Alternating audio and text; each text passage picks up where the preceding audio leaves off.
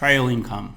In my 20s, as I mentioned, I was obsessed with investing in real estate. And the most important step in that whole process was finding an amazing mortgage broker who could arrange my finance and help build a plan for me to reach my financial goals. I found him. It turns out I found much more than just a mortgage broker. As I was building my real estate portfolio, people started asking for help. I was turning up to open homes every weekend and I would see the same people there week after week, and they'd see me and then they'd see me buy a property and then they'd see me buying another one and be like, dude, what the hell? This guy looks like he fell out of a garbage truck. How can he afford to buy more than one property? I'm going to talk to him. I was also going to tons of investor meetups and posting loads on forums, and people began to reach out. They're asking for help and advice because they wanted to do what I was doing. My mortgage broker became my mentor and trained me in his line of work. So on the side, after hours, I began helping people with their finance. A few months later, I let my boss know that I was resigning, told him I was going to start a business about investment finance, and of course he had wonderful words of support.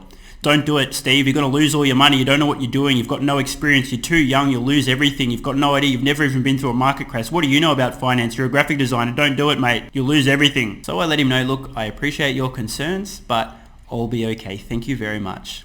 And I was okay. Then I moved halfway across the country to learn from my mentor and build my business under his guidance, and it went very well. I listened to my mentor, I worked my face off, and in no time at all, almost all of my new business was coming from customers who'd been referred by other happy customers. I also did a bunch of press and media interviews, podcasts, all that kind of stuff, and was even named 2015 Investor of the Year, which really helped to boost the business. Getting that credibility when you're new to an industry by doing media appearances, etc. can be really, really helpful. It was invaluable for me. Each time I did a loan for an investor, I was paid an upfront commission of about 0.6% of the loan amount, but the magic is in the trail income. Each mortgage pays a trail income of about 0.15% of the loan balance every year. I actually retired in 2018 and partnered with somebody to look after all of my existing clients. Won't go into all the boring specific details of that. My ongoing trailing income at the moment is about $4,300 per month.